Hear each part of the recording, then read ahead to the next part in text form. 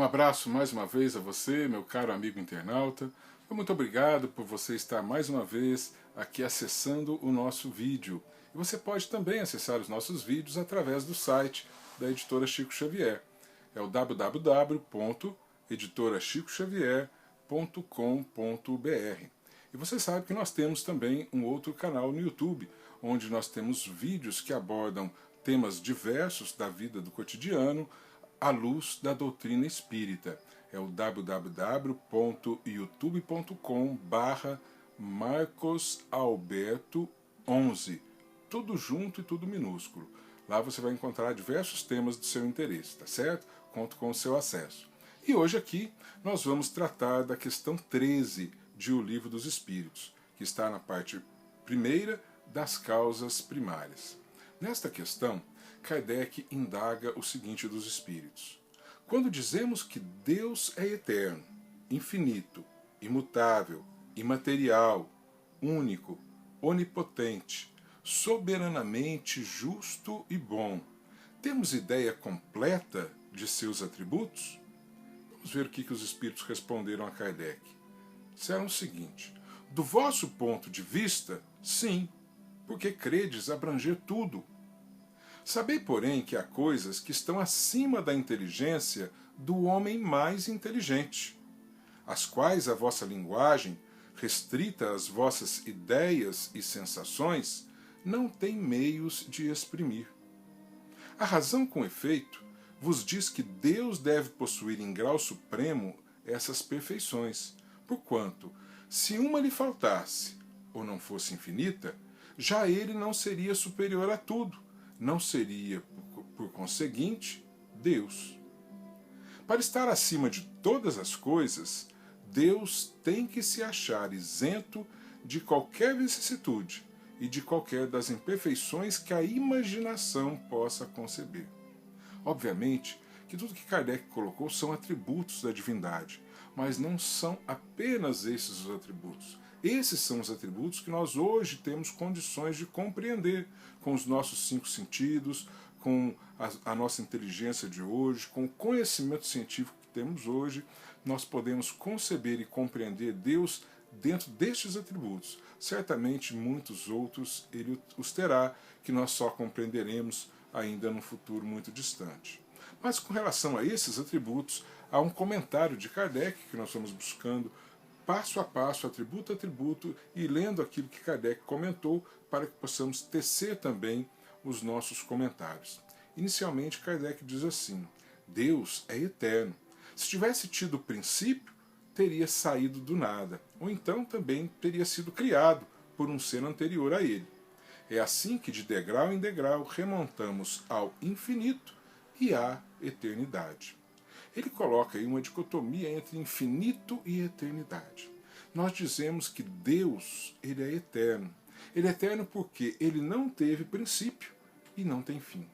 Ele não tem um início e também não tem fim. Porque se ele tivesse um início, como diz Kardec, alguém o teria criado. Algo existe antes dele.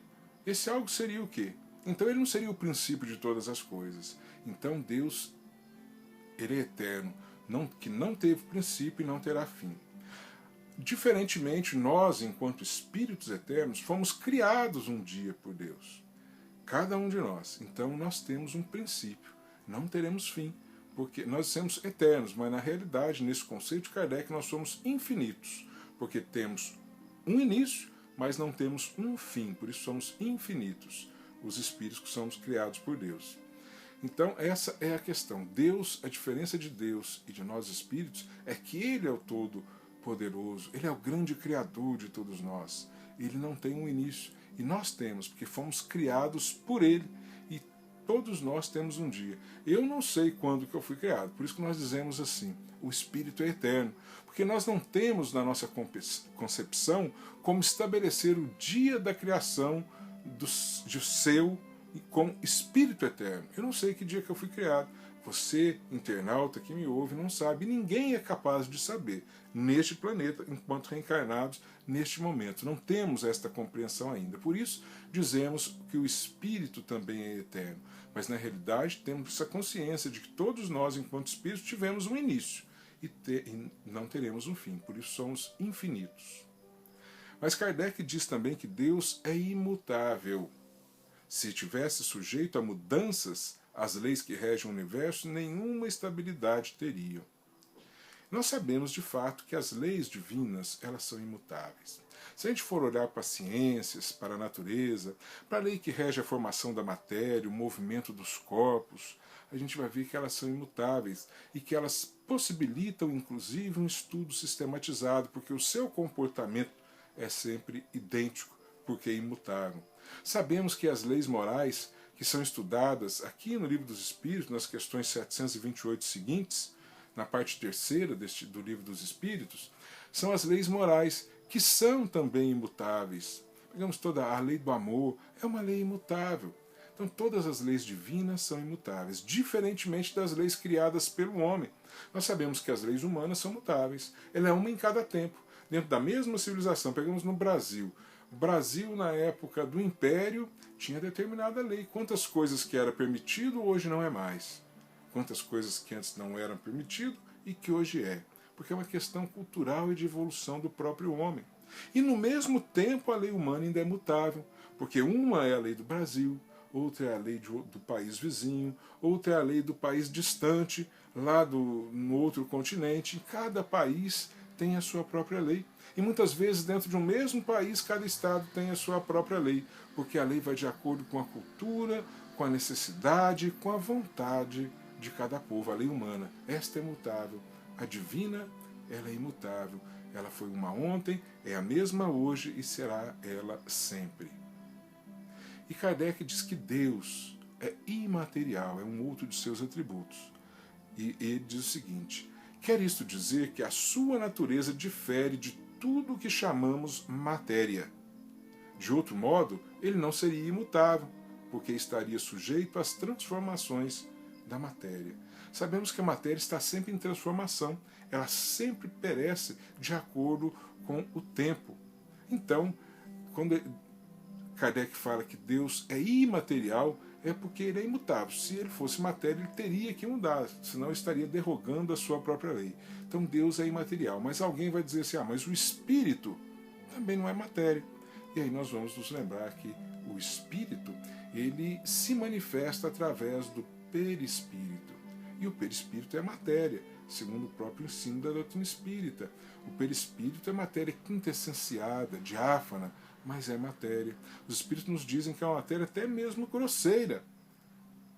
E nós sabemos que o perispírito, ele é a roupa utilizada pelo próprio espírito para a sua manifestação nesse planeta. Se ele fosse manifestar num outro planeta, ele terá que utilizar um perispírito que tenha a conformidade da matéria daquele planeta, que possa se adaptar naquele novo ambiente em que ele estivesse manifestando. Portanto, o espírito ainda necessita da matéria para a sua manifestação, o que não ocorre com Deus. A gente vê toda a manifestação de Deus na natureza, mas nunca veremos de ver a matéria, qualquer resquício de matéria em Deus. Outro atributo, Kardec nos diz, Deus é único. Se muitos deuses houvesse, não haveria unidade de vistas, nem unidade de poder na ordenação do universo. Deus, de fato, é único. E aqui nós poderemos analisar na questão de que não há um eterno bem e nem há um eterno mal. O mal é sempre passageiro e ele é a ausência de Deus. Por isso aquela teoria dos anjos decaídos, de seres demoníacos, daqueles anjos que foram criados perfeitos pela divindade e se revoltaram no paraíso e hoje dedicam-se eternamente ao mal supremo, essa teoria ela não condiz com a realidade divina, com a bondade do Criador, com a sua magnanimidade, com o seu poder, com a sua perfeição. Porque se Deus criasse anjos como seres perfeitos e eles se rebelassem, teria tido um defeito de fabricação nesse ser perfeito. Na realidade, anjos são seres que foram criados por Deus assim como nós, simples e ignorantes, e tiveram a sua jornada evolutiva em diversas reencarnações pelo caminho que hoje nós passamos, até conquistarem o seu estado de angelitude. Jesus, o Filho de Deus, que esteve entre nós, É o ser mais evoluído que nós conhecemos reencarnados neste planeta, mas também foi criado por Deus simples e ignorante, e passou pelas suas jornadas evolutivas, passando por todas as dificuldades que nós passamos hoje, até conquistar a evolução ao ponto em que nós o conhecemos enquanto reencarnado entre nós, ou pelo menos ao ponto que nós conseguimos compreender da sua própria evolução. Isso, de alguma coisa, ofende a Jesus? Isso, na realidade, melhora a condição de Jesus. Porque se ele fosse criado por Deus como um ser perfeito, filho de Deus já criado perfeito, quais seriam os seus méritos na perfeição que ele tivesse? Nenhum, absolutamente nenhum. O mérito de Jesus é exatamente porque ele é um espírito como nós e conquistou, através do seu trabalho, do seu esforço, da vivência do amor que ele nos ensinou, esse posto evolutivo tão avançado, que um dia ele mesmo disse que nós lá chegaremos. Ele não disse? Vós sois deuses, podereis fazer tudo o que eu faço e muito mais. São palavras dele. Por isso, ele nos diz porque nós somos seres também criados assim como ele. E na nossa jornada evolutiva, nós vamos atingir o patamar no qual nós o conhecemos. E outros adiante, como ele também já conquistou tantos outros. Todas as ovelhas de meu Pai, de todas elas nenhuma se perderá, dizia-nos Jesus, e nós não nos perderemos, conquistaremos a nossa evolução. No livro Consolador de Emmanuel, psicografado por Francisco Cândido Xavier, tem a seguinte pergunta respondida por Emmanuel: se o determinismo divino é o do bem, quem criou o mal? E aí Emmanuel diz o seguinte: o determinismo divino se constitui de uma só lei, que é a lei do amor para a comunidade universal. Todavia, confiando em si mesmo mais do que em Deus, o homem transforma a sua fragilidade em foco de ações contrárias a essa mesma lei, efetuando deste modo uma intervenção indébita na harmonia divina. Eis o mal. Então o mal, ele é produzido pelo próprio homem, seres da criação. Mas por que Deus permite? Porque ele nos dá a lei do livre-arbítrio. Ele nos coloca como seres criados simples e ignorantes para viver as nossas experiências reencarnatórias.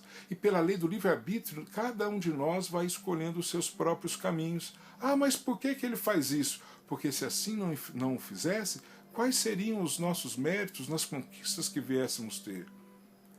Chegaríamos a ser seres perfeitos porque traçamos um caminho, um destino que não poderia ser mudado. As nossas reações deveriam ser exatamente aquelas. Quais seriam os nossos méritos? Então, ele obedece à nossa vontade, mesmo sabendo que nós estamos fazendo mal para nós mesmos, mesmo sabendo que nós estamos promovendo sofrimento para nós mesmos no futuro, ele se silencia e aguarda que o bem nos visite o coração, que nós possamos nos lembrar dele e retomar a nossa jornada evolutiva. Esse é o nosso Criador, todo bondade. Então o mal, ele provém de nós mesmos, do ser humano, reencarnado ou não reencarnado no planeta, do espírito criado por Deus. O mal está em nós, mas nenhum de nós está eternamente devotado ao mal, muito pelo contrário, todos nós somos ovelhas do Pai e nenhum de nós se perderá, porque todos um dia vamos ceder a esta lei de amor que vai nos levar à plenitude da nossa evolução através da sua vivência. Então não há ninguém que esteja compromissado eternamente no mal, na criação de Deus. O ponto de chegada de todos os seres da criação é o eterno bem. E aí, Emmanuel nos diz ainda em continuidade aquela pergunta, aquela resposta: urge recompor os elos sagrados dessa harmonia sublime entre o Criador e a sua criatura. Eis o resgate. Vamos restabelecer, recompor esse elo entre nós e o Criador, vivenciando o bem, vivenciando a lei de amor que ele nos ensinou, e lembrando que todos nós haveremos de chegar até o Pai. E Kardec nos diz ainda agora de um outro atributo. Ele diz: Deus é onipotente. Ele o é porque é único. Se não dispusesse do soberano poder, algo haveria mais poderoso ou tão poderoso quanto ele, que então não teria feito todas as coisas. As que não houvesse feito seriam obra de um outro Deus. O poder, na realidade, ele se manifesta de Deus através das suas leis. Deus tem o poder para tudo, mas ele não iria desrespeitar as suas leis. Por isso, o mal está aí. As pessoas falam, é da vontade de Deus que o mal aí esteja? Não. É da vontade de Deus que seja respeitado o livre-arbítrio de cada uma das suas criaturas. Então ele respeita, como aquele pai amoroso que aguarda que o filho pródigo queira voltar à sua própria casa, ao seu próprio ser. Esta é a vontade de Deus, que nós nos amemos uns aos outros, mas amor é um sentimento próprio de cada um. Então, ele está tudo albergando, aguardando quando cada um de nós decidimos voltar para o seu regaço. Ele estará ali para nos albergar, para nos auxiliar, através dos seus propósitos, que são os nossos irmãos mais evoluídos do que nós. Então, o mal existe porque Deus respeita esse livre-arbítrio que concedeu a todas as suas criaturas. Mas Kardec ainda coloca mais um atributo a Deus. Ele disse, Deus é soberanamente justo e bom. Ele diz assim, a sabedoria providencial das leis divinas se revela assim nas mais pequeninas coisas, como nas maiores. E essa sabedoria não permite se duvide nem da justiça e nem da bondade de Deus. Então, Deus é soberanamente justo e bom. A sua justiça, dentre outras circunstâncias, se manifesta principalmente através da lei de causa e efeito. Ou seja, todos nós, ao plantarmos algo com a nossa conduta de hoje, haveremos de ter uma colheita amanhã. Se a plantação for boa, a semente for boa, a colheita será boa. Se for má, a colheita será má. Isso, a lei de causa e efeito, é estudada diuturnamente, dentro das casas espíritas, pela doutrina espírita. Essa é a justiça divina. Alguns falam, a justiça divina tarda, mas não falha, e estão equivocados, porque a justiça divina não falha, mas também não tarda, ela vem sempre no momento exato, porque a justiça divina, ela não vem para nos punir, ela vem para nos ensinar. Então, aquela dificuldade que haveremos de passar em razão da má plantação que fizemos hoje, ela virá ao seu tempo, ao tempo correto. E qual que é o tempo correto? O tempo em que nós tivermos condições de compreender o ensinamento, para não mais cometermos aquele mesmo erro. Por isso, cada dificuldade será exatamente no seu tempo, porque ela tem um cunho educativo e não punitivo. Esta é a justiça de Deus. Mas e a bondade de Deus? Ela se manifesta através da lei da reencarnação. Porque é através da reencarnação o Criador nos dá quantas oportunidades forem necessárias para que cada um de nós possa promover a sua jornada evolutiva.